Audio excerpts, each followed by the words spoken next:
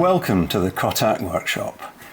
Today's video we've got a drop leaf Victorian oak table which has got some lovely turned legs, but unfortunately this one has come off and there is some water damage on the top.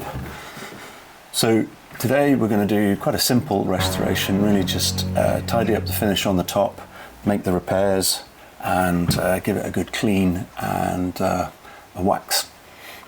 Not very complicated, not particularly ancient piece. This is probably Victorian, but it's nice, it's in oak. Hope you enjoy.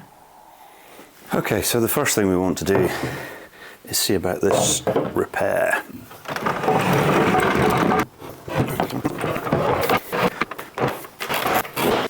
So when you get a piece like this, what I'm looking for is signs of previous repairs, maybe a maker's mark that would tell us a bit more about the history. Also any other signs of damage. Sort of getting to know you. In here there's a broken end of that dowel which must match in there. So I've got to drill that out, and there is a dowel in place here.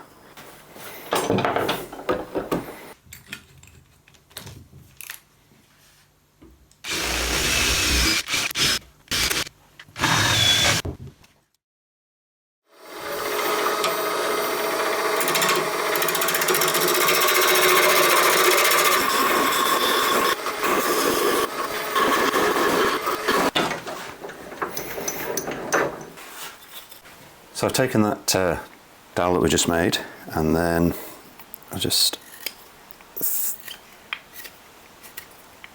shave off an end.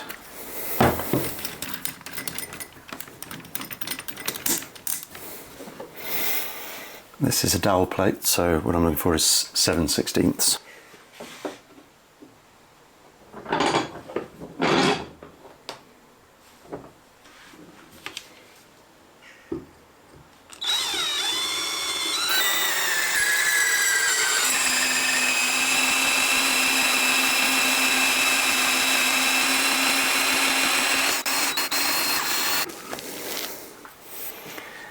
And that is our 7/16 dowel that we need.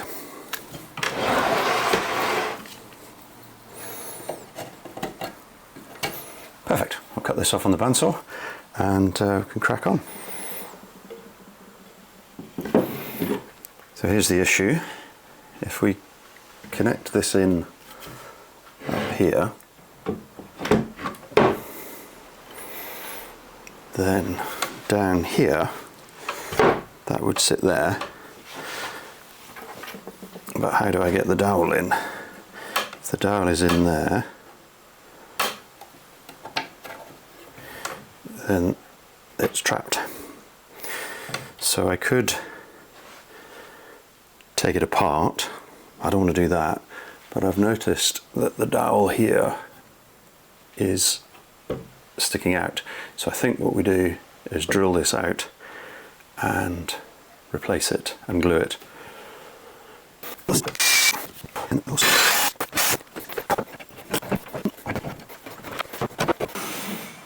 I guess this has got to pivot, so it needs to turn. So what I'm going to do is make the end that goes into the leg smaller so that it can pivot on that, and then glue the outside so it doesn't drop out the bottom.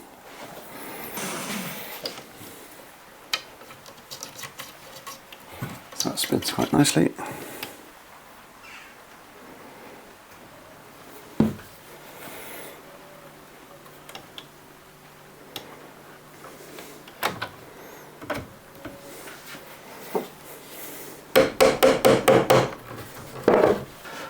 Okay, we'll let that dry, and then we'll just cut that bit of dowel off. While I'm down at the underside here, just have a quick look, a quick blast.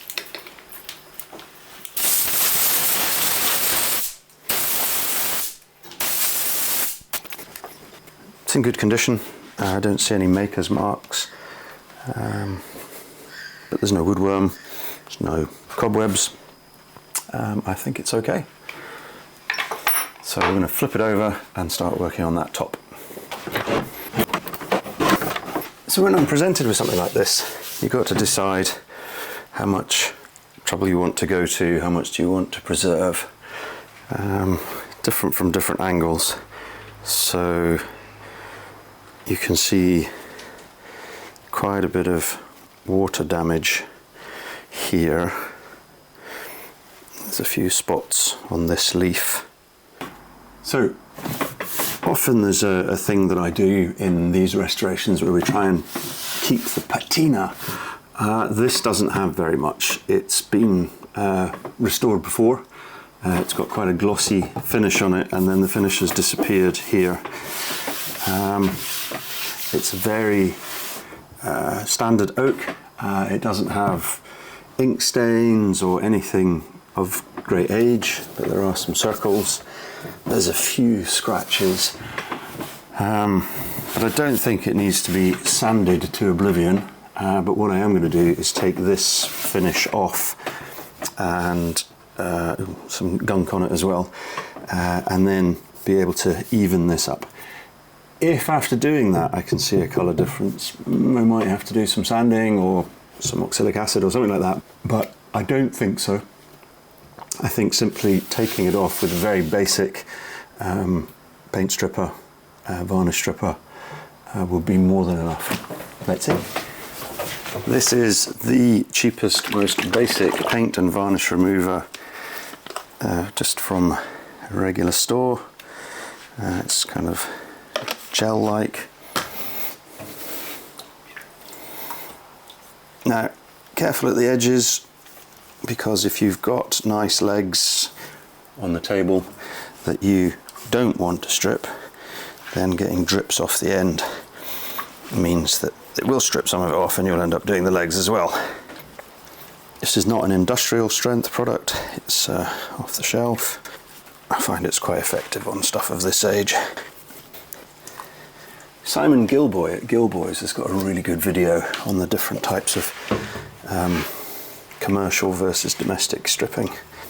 But I think for this purpose it's going to be absolutely fine. And in the worst case we could sand. But I don't think we'll need to do much of that. There's a big splash just as I was talking about it. Now I've got to get in between the leaves as well. What you want is nice thick even coats.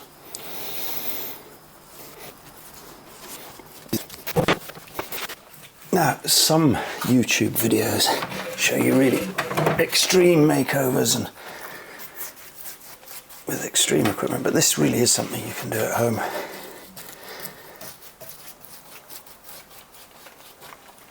And it's a very good way of getting into furniture restoration, is to transform a tabletop. It's very satisfying. You can see it's starting to bubble a bit. Okay, it's been about an hour.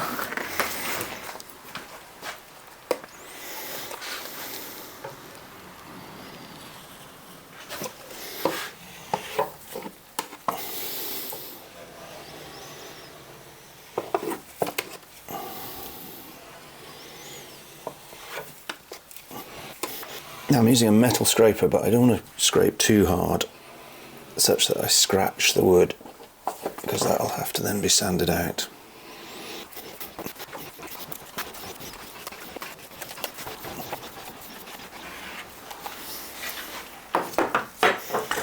I take some steel wool.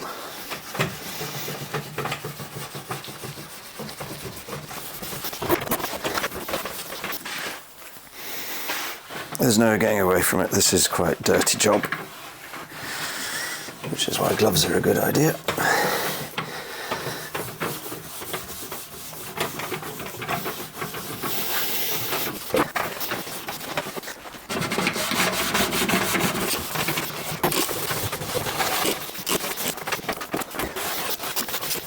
Okay, it's looking really, really good. That first strip's done a great job, and I can't really see where the different patches were. But the first rule of stripping tables is always, always do it at least twice. You'll thank yourself later. You might be tempted to stop now and say, well, it's great, but there's still going to be some residual wax and finish in the wood, and it'll just come out patchy later. So even though you might just crack on, I'm going to do another layer of stripping. And what I said about dripping off the edge.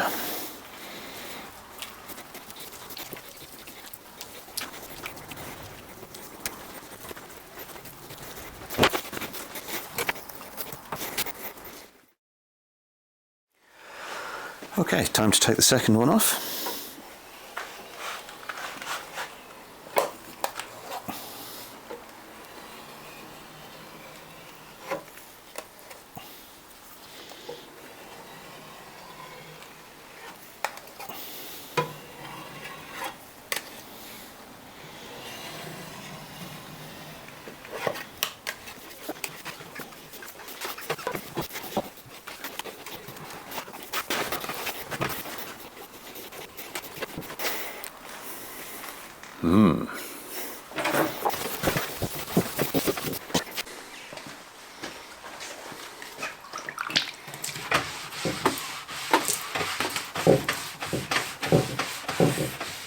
This is just water with a tiny bit of Murphy's wood soap in it, mainly because I like the smell rather than any particular need to have soap in.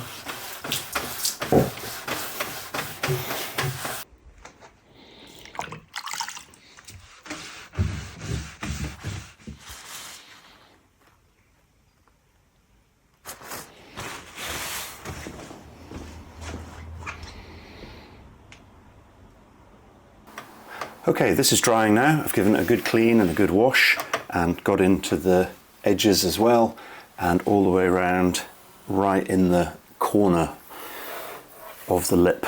You want to get all of that gunk out, and then we'll let it dry and see how it looks. So the tabletop is drying nicely, and what you can see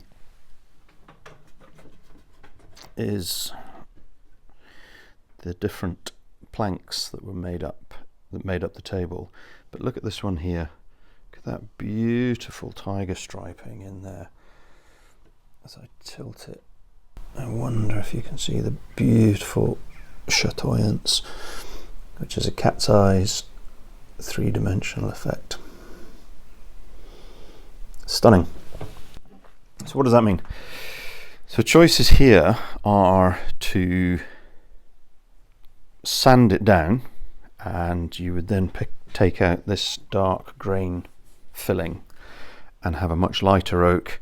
And I think if it was all that beautiful tiger striping, that might be the way to go.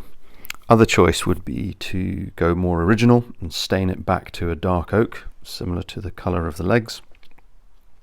You'll still see the grain, but it'll be a more traditional, darker top. We'll see what it's like when it's completely dry.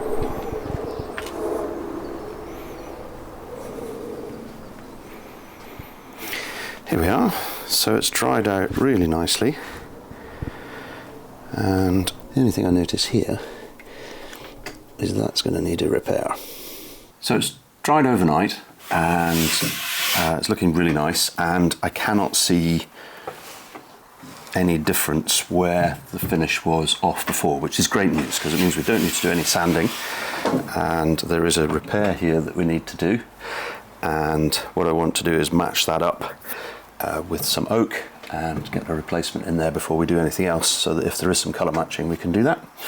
But yes, this has come out really nice and is already super smooth. Lovely. Because this is not a veneer, we can put a proper piece of wood in, and here I've got my famous bit of oak. Just look around to see if we can get something that's a similar sort of grain pattern, something nice and tight. Maybe something in there. So we'll make up a piece, we'll tidy this up. What we don't want is square edges and right angles, because the eye is drawn to that, so we'll make it slightly in line with the grain and put an angle in it.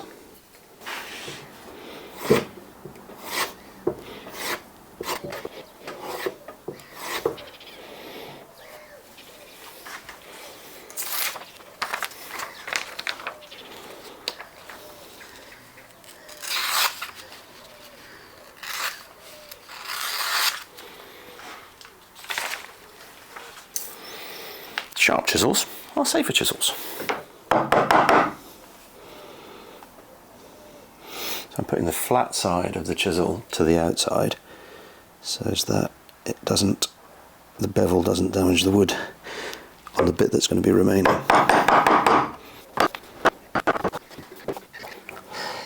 Because it's not veneered, we can actually put quite a decent repair in, as in decent thickness. Obviously you don't want to dig to Australia.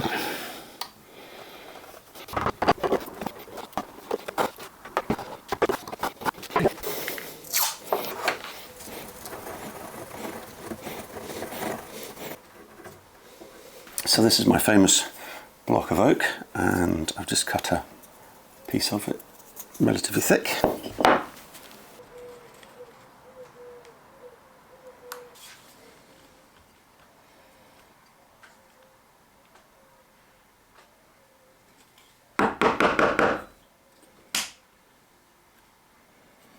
This time I want the flat side on the inside, as in the flat side of the chisel.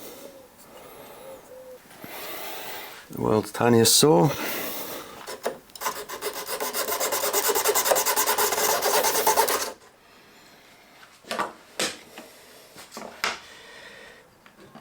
Then one last little thump. There we have our piece. That's ready to glue.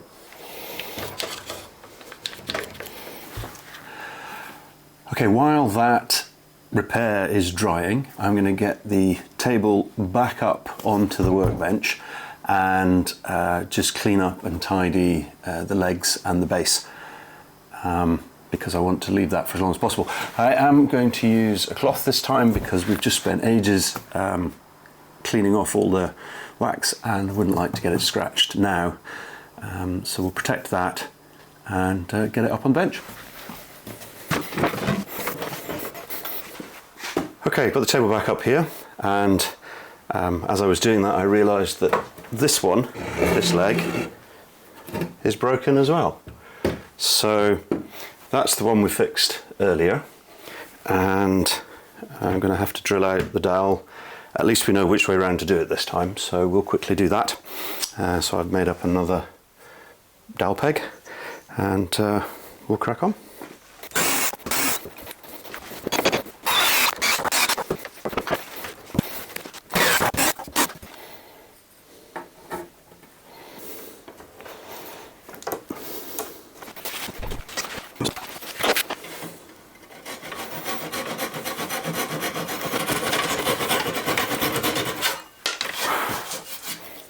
Okay, we're just going to give the base a clean and a bit of an oil.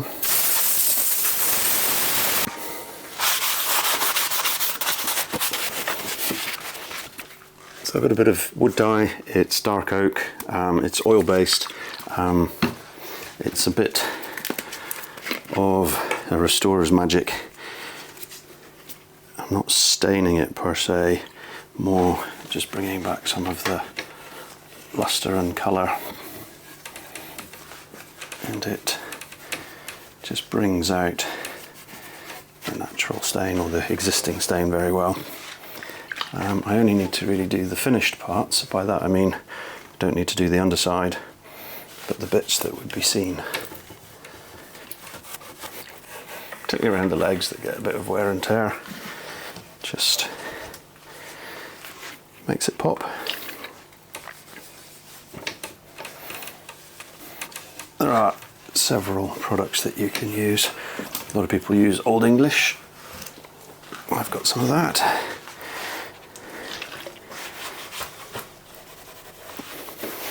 Also, it means that you touch every part that's exposed, so you pick up on little flecks of paint, or maybe find a minor repair that you need to do, or a big repair like I just had to do. I often wonder with a piece like this what conversations have been had in parlours and family sitting rooms, or excitements and dramas and the history that these things have been party to. Some of it really sort of mundane and some of it very exciting. But it is lovely just to bring something back.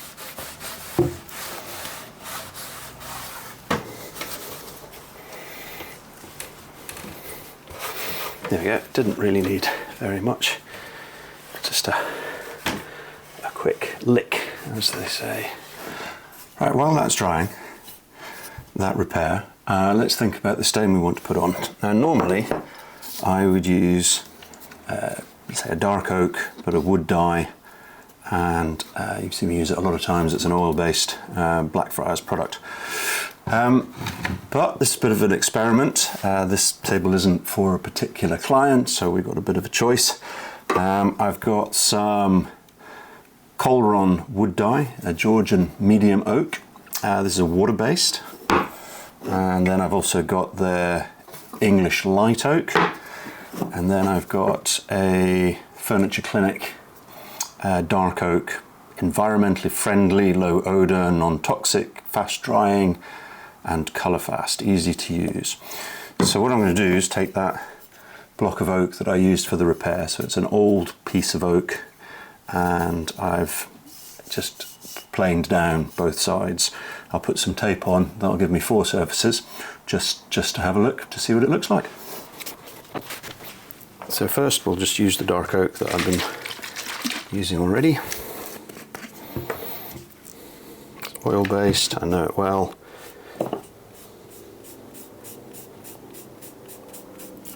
It kind of instantly gives you that classic dark oak look.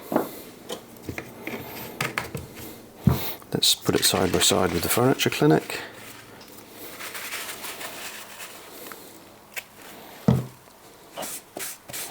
Oh, instantly you can see it's just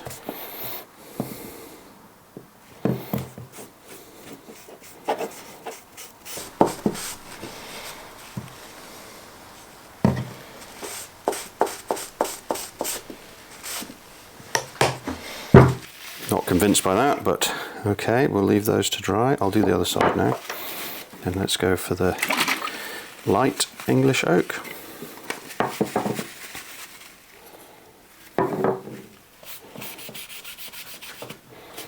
It's hardly touching it.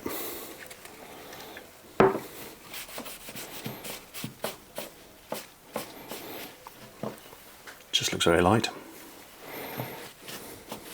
We certainly won't be using that for our tabletop.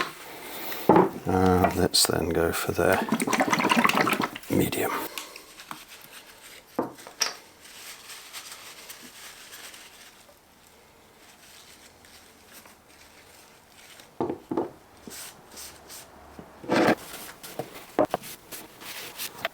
Actually, as they dry, they're all fine. I guess the light one is almost that sort of honey coloured.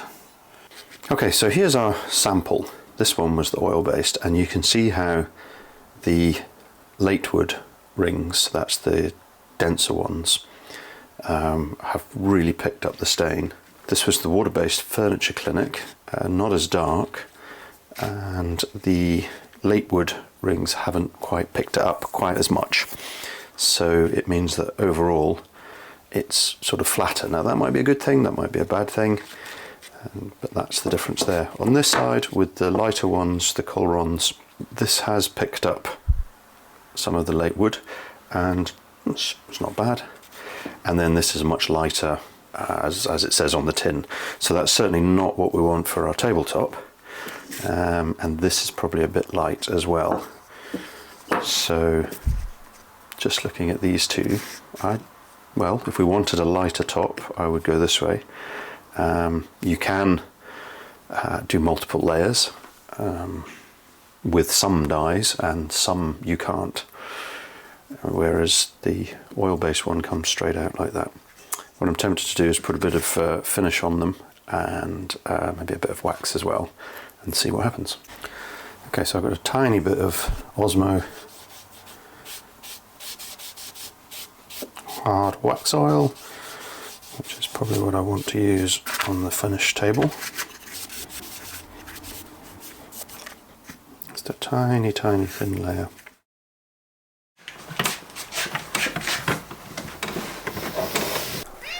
Come on then. Yes.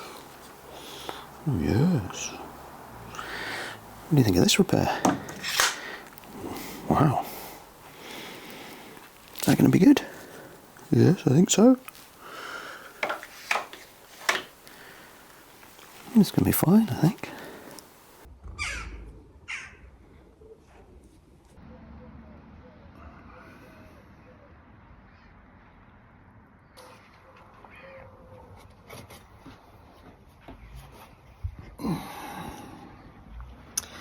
So, Toff, how do you think this restoration's going?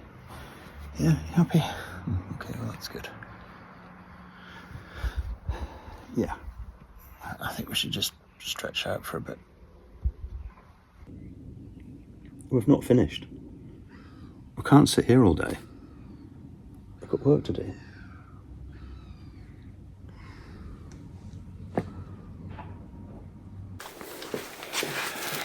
Okay, this is coming along well. I'm just going to sand the edge and tidy up the top there.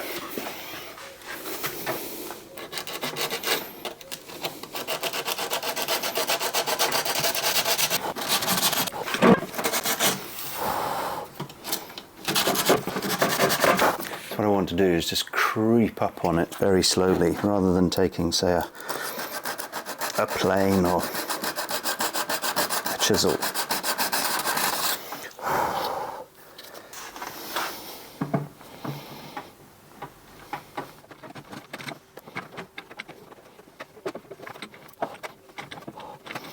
So this is why having a flat referenced bottom of the chisel is really helpful, because I'm referencing off the table and then just shaving the barest,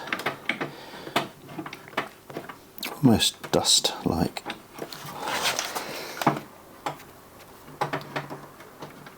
And I'm taking the chisel sideways, sort of slice through the wood rather than it disappearing off like that.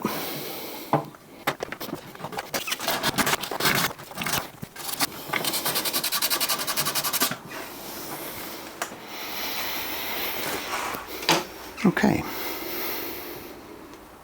Now we return to that vexing issue of stain. So this is dried overnight, and I've had a good look at it, and to be honest, I can't really see a huge difference. So this was the oil-based, this was the water-based, and what we want to do is obviously be able to put something that is going to stain that replacement. But I can't decide. If only there was a way of seeing what the oil-based stain with Osmo looked like before we started. And for those of you in the UK that remember a children's program called Blue Peter, in true Blue Peter style,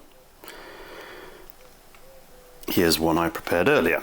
So yes, I have a second Victorian drop leaf table that has been finished in the oak stain, the oil-based stain with Osmo. So I have something to compare it against. So what I'm going to do is use water-based stain on here and then be able to look and see if there's any difference. So having such a small sample size is helpful, but obviously it doesn't tell the whole story of what this is going to look like. So having a reference table, which I did some months ago, you can see it's a little bit redder, but actually came up beautifully. I'm got something now to do with the water-based one, which is the second side of this sample, but we'll do the whole table. My concern is that that repair doesn't quite match in as well, but let's see.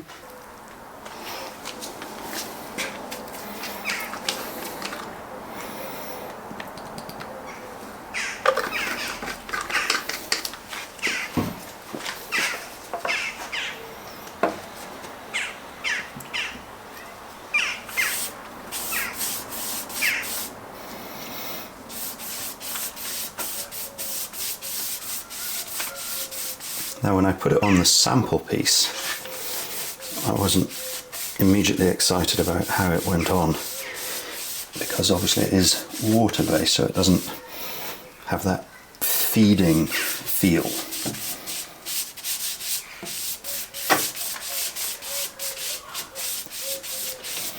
And immediately you think, oh no, I've got it wrong, but remember that's a different panel. That beautiful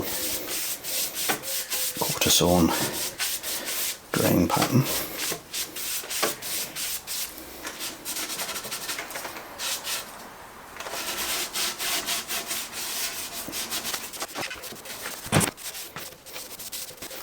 Okay, now we want to see what happens with this.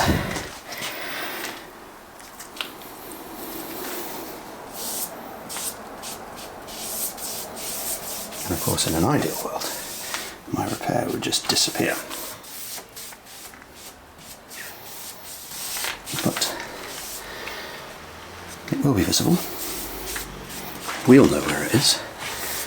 But to the casual observer, or somebody that didn't know it was there, we're hoping that it disappears. And a lot of restoration is about deceiving the eye. Colour matching.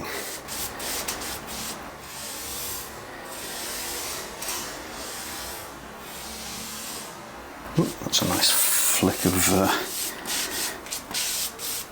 stain across the room. That's why you would want to do this somewhere. It doesn't matter if you make a mess. Yes, so compared to using the oil-based, this you need to smooth out, and it sort of sits, pools a bit more on the surface, whereas the oil-based absorbs in, and it's very easy to see where you've done and where you haven't done. I mean, it's going to sound obvious, but it does look oak-like. It has the warmth. I thought when I put it on the small sample piece it was sort of muddier, but when I see it properly, evenly spread out,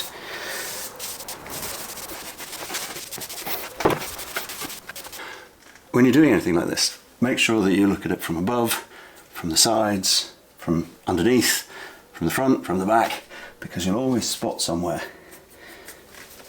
that you missed.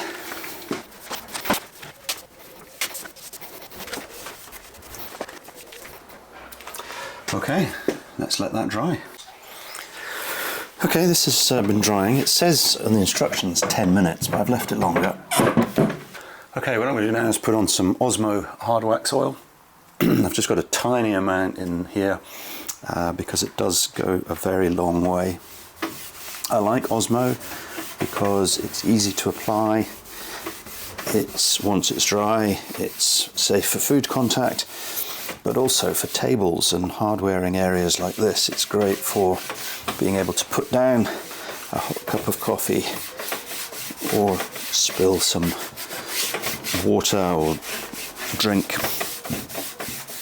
It's very forgiving. And the secret is to apply a very thin layer.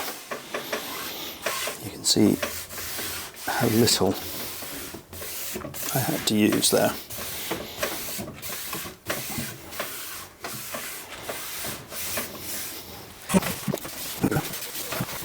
Now you don't want any drips or pooling left on the surface. Everything gets wiped off. Literally wax on, wax off.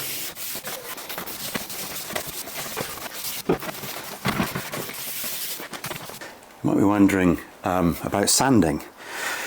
I thought when we got it wet, when we took the strip off, that it would raise the grain, but it didn't at all. It's still quite grain fed, so I didn't need to put a grain filler in. I didn't want to, but it's been incredibly smooth. I will, once this is dried, use the back of a piece of sandpaper probably, just to take any little nits off, but the Osmo doesn't usually have that. And there you go, you can see I've still got quite a bit left. It really needs very little. I will do another coat, and I may have to do some colour matching in there, but so far, so good. I just want to work away at this repair, because the different ages in the oak, even though it's a relatively old piece, there is a difference in colour.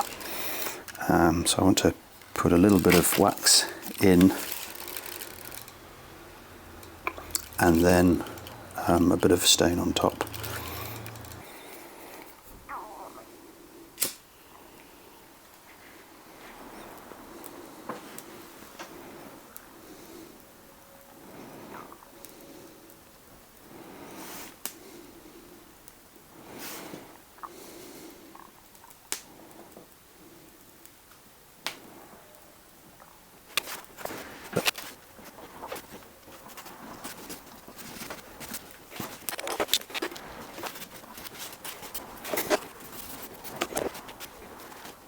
It's not perfect, but to the glancing eye, it now looks just like there's been a bit of a scratch similar to that one, and that should dry quite nicely.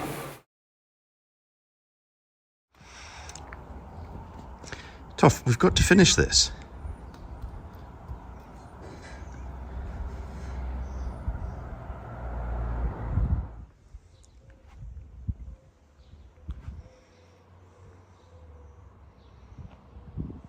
Okay, well, summer's finally here, which is great, so we're outside. I did another layer of Osmo last night. You don't need to watch video footage of me putting another layer of Osmo on. But it's dried nicely. Very happy with how this is coming out. What I've got here is a very fine grit sandpaper. It happens to be 5000 grit. That doesn't matter, because actually you could just use the back. Brown paper works just as well. But really, just really smooth.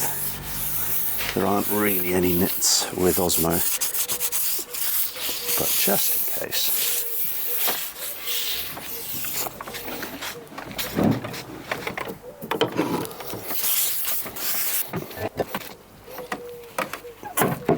Good to see those legs working.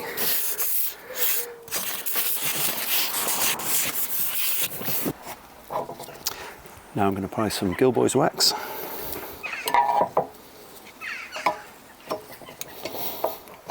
This is great stuff. You've seen me use it lots of times before. There is a discount available if you check out the description. This is 4/0 wool. Now, before you worry about me applying it in direct sunlight, I'm in northern Scotland, so it's not exactly hot.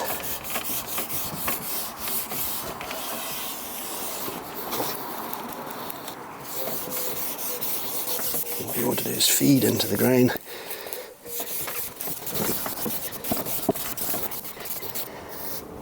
What I'm doing is I've got raking light just to see if it's evenly on.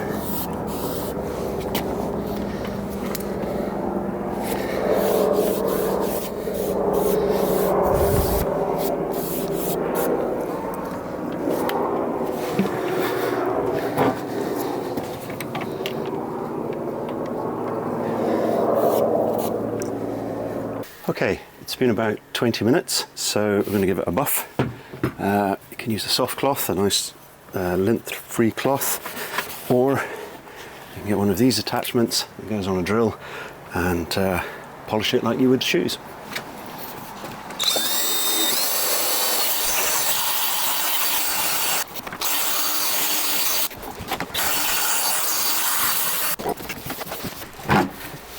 That is absolutely stunning. Just beautiful.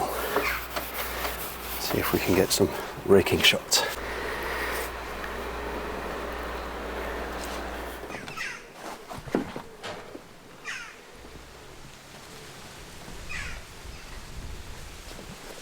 So how do they compare? This one clearly was a lighter stain. It's a medium oak, but it was an oil-based stain, and this was the water-based stain. Both have Osmo and Gilboy's wax on. So yes, the colour's different, but I think the other thing to notice is this quarter sawing, the chatoyance that I talked about. If that's your thing, then I think the oil-based brought it out better. However, if you wanted a more even tabletop, because you've got different panels, then I think going this way is absolutely fine, and the water-based will do you just fine. You can get lighter colours. Just that depth is different. Now, of course, what I could do, because this is a spare table, is do them 3 different ways. I could sand that and do them to compare. If you would like to see that, put it in the comments below. But for now, this one has come out very, very nicely. There we have it. This gorgeous little Victorian table repaired and restored. There's a British comedy show, Taskmaster, where the lead comedian says at the end, well, what have we learned? Well, we've learned check all the moving parts at the beginning, rather than finding out halfway through that they were both broken. We've learned that this water-based stain is actually perfectly suitable if you want an even finish. And I know that in some countries you can't get the oil-based stain, so that's perfectly workable. Just if you want that real depth and chatoyance and to be able to see the tiger grain, then maybe the oil-based is the way to go. We learned that Osmo is easy to apply. You get a nice finish, something that you can certainly do at home. I do have tung oil, and I do have some of the other finishes, and shellac as well, but it's not as durable for a table like this.